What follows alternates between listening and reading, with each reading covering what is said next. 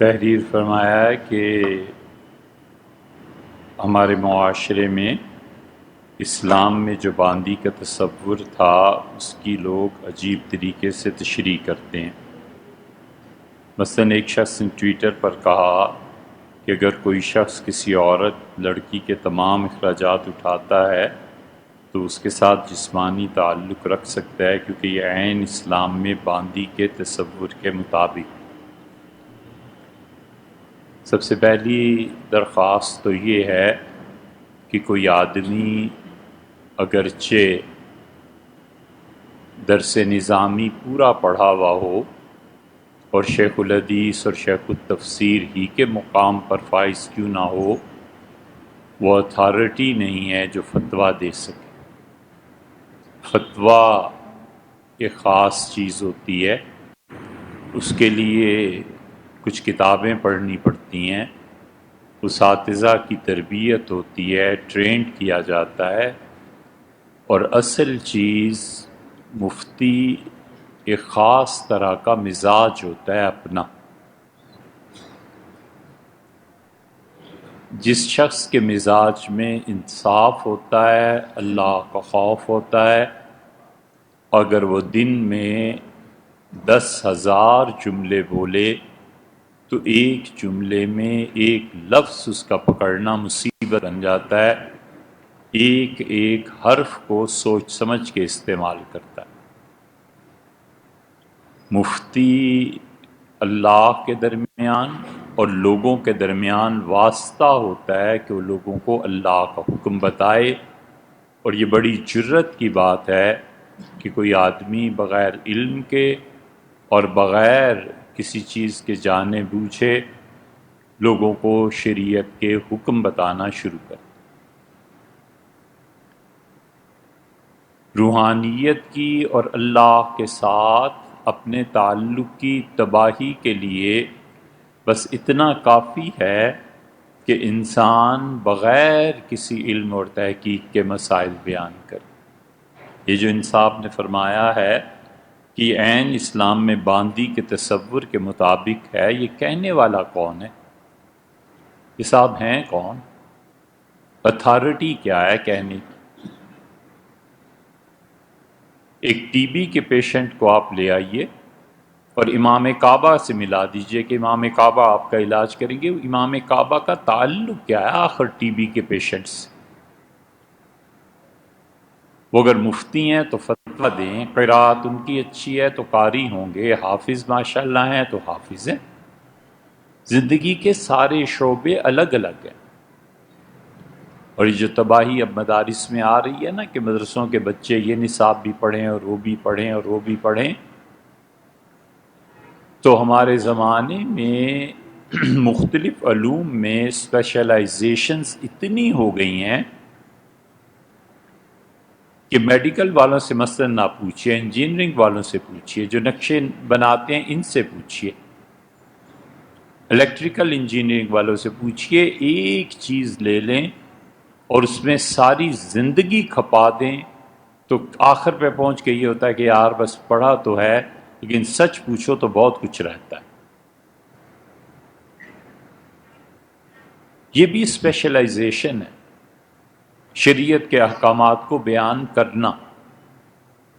جج اپنے فیصلے میں ایک کامہ غلط لگا دے تو سارا فیصلہ کہیں سے کہیں پہنچ جاتا ہے۔ یہ صرف دین ہی ایک رہ گیا کہ جس کا جی چاہے اٹھے اور کہے کہ یہ دین کے مطابق۔ ایک آدمی ہے اور کسی نے اس کی مدد کی، ہزاروں واقعات معاشرے میں مل جائیں گے، اور اسے دیکھا کہ مالی حالت بڑی کمزور ہے، اسے گھر لے دیا، پھر گاڑی لے دی، پھر اپنی بیٹی سے شادی کرا دی، کہا بیٹے کوئی بات نہیں، کاروبار کرو، بزنس کرو، میں سب کچھ تمہیں دیتا ہوں۔ تو کیا یہ شخص شرعاً اس آدمی کا غلام بن جائے گا؟ صرف لڑکی سے تعلق کیا، مطلب لڑکی کی بات نہیں، دوسری طرف وہ غلام بن جائے گا؟ نہیں ہو سکتا۔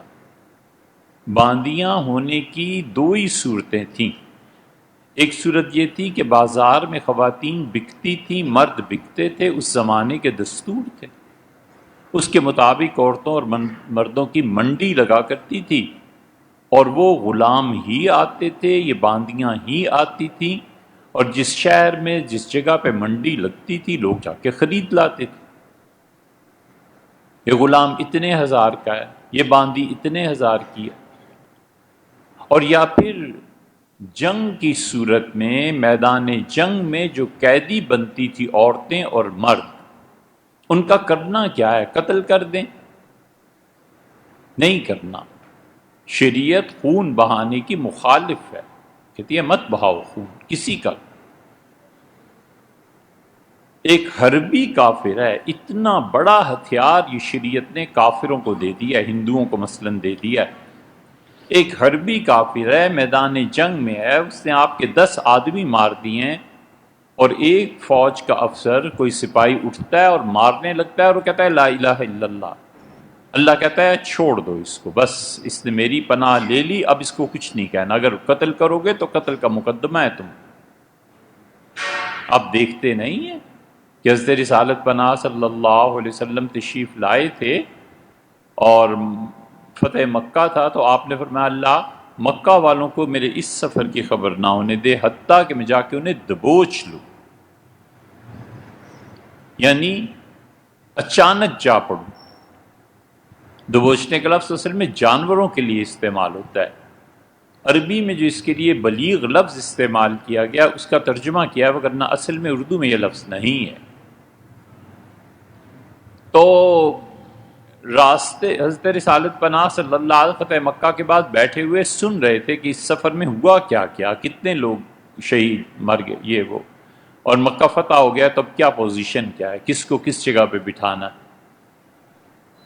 اور کسی نے آ کے بتا دیا کہ آپ کے یہ جو بہت محبت حضور صلی اللہ علیہ وسلم کو، سب سے زیادہ محبت جن سے وفات سے پہلے میں تھی ان میں یہ حضرت زید رضی اللہ عنہ بھی تھے، اور زید سے اتنی محبت تھی کہ حضرت عائشہ رضی اللہ عنہ کہتی ہیں میں اس محبت کی وجہ سے سمجھتی تھی کہ رسول اللہ صلی اللہ علیہ وسلم اپنی وفات کے بعد خلافت انہیں دے دیں گے، زید کو بہت محبت۔ زید ادھر گم ہوئے اور ادھر بے چینی شروع ہوئی، ایسا تعلق تھا زید رضی اللہ عنہ سے۔ کسی نے کہا اللہ کے رسول اس نے قتل کر دیا ہے، بلاؤ۔ انہوں نے عرض کیا اللہ کے رسول جب فوج جا رہی تھی، ہم آ رہے تھے مکہ مکرمہ، تو ایک چرواہا میں نے دیکھا، اور اس نے مجھے دیکھتے ہی کہا کہ سبا تو، میں نے اپنا دین چھوڑ دیا، میں نے اپنا دین چھوڑ دیا۔ پھر میں نے اسے مار دیا۔ میں نے کہا تم اسلام کا لشکر دیکھ کے یہ کہہ رہے ہو، اور پہلے تو تم ہمارے بڑے مخالف ہوتے تھے لوگ۔ وہ کہتے ہیں خود کہ رسول اللہ صلی اللہ علیہ وسلم اتنی تیزی سے اٹھے کہ ان کی اوپر والی چادر جو تھی وہ گھسٹ رہی تھی، اور آپ اسے سنبھلنے سے پہلے بیت اللہ تک پہنچ گئے، اور دونوں ہاتھ ملتزم پہ جا کے چمٹ گئے، پھیلا دیا، اور ان کا اللہم انی بریء مما صنع، اللہ اس قتل سے میں بیزار ہوں، اللہ اس قتل کی میری کوئی ذمہ داری نہیں۔ اور آوزاری کے بعد جب واپسی ہوئی تو مجھ سے فرمایا کہ قیامت میں اگر وہ اپنا کلمہ لے آیا نا تو پھر تم کیا جواب دو گے اللہ کو؟ میں نے کہا اللہ کے رسول اس نے دل سے نہیں پڑھا تھا، بار بار فرمایا اللہ شققت قلبہ، تو نے اس کا دل چیر کے پھر کیوں نہ دیکھ لیا کہ دل سے پڑھ رہا ہے کہ زبان سے؟ اللہ شققت قلبہ، تم نے اس کا دل کیوں نہیں چیر لیا پھر؟ اس لیے یہ جتنی باندیاں اور غلام بنتے تھے انہیں قتل نہیں کیا جا سکتا تھا، ان کے لیے کرنا کیا تھا؟ انہیں اپنے پاس اتنا بڑا ہتھیار شریعت نے دیا، کافر نے 1000 مسلمان مار دیے، خود اس کی باری آئی ہے تو کہتا ہے لا الہ الا اللہ، اللہ کہتا ہے اسے چھوڑ بس، یہ تمہاری، اللہ نے فرمایا ہے کہ اسے پناہ دو حتی یسمع کلام اللہ، اسے اس جگہ پر لاؤ جہاں اسے اطمینان ہو، پھر اسے خدا کا قرآن سناؤ، ثم ابلغوا مأمنا، پھر جہاں وہ سمجھتا ہے کہ اس کی جان محفوظ ہے کافروں کے پاس اسے پہنچا کے آؤ۔ وہ سمجھتا ہے واگا بارڈر کراس کر لے، ٹھیک ہے کرا دو، وہ کہتا ہے دلی جانا ہے دلی بھیج دو، اللہ نے یہ کہا ہے، اتنی امان دی ہے اور خون بہانے کی اتنی سخت مخالفت کی۔ یہ شریعت کا ایک مزاج ہے۔ جب باندیوں اور غلاموں کو قتل نہیں کرنا تو پھر انہیں واپس بھیج دینا ہے، واپس بھیجے تو کافروں کی طاقت اور بڑھتی ہے۔ عقلاً صورت کیا رہ جاتی ہے کہ اپنے پاس رکھو اور ان کی تربیت کرو۔ رسول اللہ صلی اللہ علیہ وسلم پھر یہی کرتے تھے، تیسری جو عقل کی صورت تھی، اور بسا اوقات تبادلے میں بھی قیدی ایک دوسرے کے چلے جاتے تھے۔ یہ ہوا ہے سارا۔ اب یہ جو خواتین آتی تھیں، کمانڈر کا یہ کہہ دینا کہ یہ لڑکی میں نے تمہیں دی، یہ اسی طرح ہے جیسے اس کا کہنا کہ میں نے اس خاتون کا نکاح آپ کے ساتھ اتنے حق مہر میں اور اتنے اتنے اتنے گواہوں کی موجودگی میں دے دی۔ یہ دونوں جملے ہم وزن ہیں، بس یہ ہوتا تھا۔ اس جملے سے وہ اس کی بیوی کی طرح رہتی تھی۔ یہ کدھر سے آ گیا ہے کہ تمام اخراجات اٹھاتا ہے، لہٰذا کون سی جنگ ہوئی بھی ہے؟ کیوں خواتین کے حقوق پامال کرتے ہو؟ کیوں خواتین کو تنگ کرتے ہو؟ یہ کسی کوئی عورت سن لے، یہ جو مفکر اعظم کوئی ہوں گے تو طوفان مچے۔ پہلے ہی یہ عورتیں اسلام کے خلاف کراچی کا جلوس اور سب کچھ آپ نے دیکھے، یا کیوں ان بیچاریوں کے پیچھے پڑے ہوئے؟ یہ اتنا بڑا طوفان اٹھے گا، اتنا بڑا طوفان کہ اسلام، دین، یہ سب کچھ ایک طرف رکھ کے وہ کہیں گے ہم تمہارے برابر ہیں۔ اٹھ رہا ہے یہ جو تعلیم ہم دے رہے ہیں نا خواتین کو، یہ آخر پہ انجام یہی ہونا ہے۔ معاشرے میں جو کچھ ہو رہا ہے آپ حضرات زیادہ واقف ہیں، اس لیے یہ غلط، بالکل گمراہی کی بات۔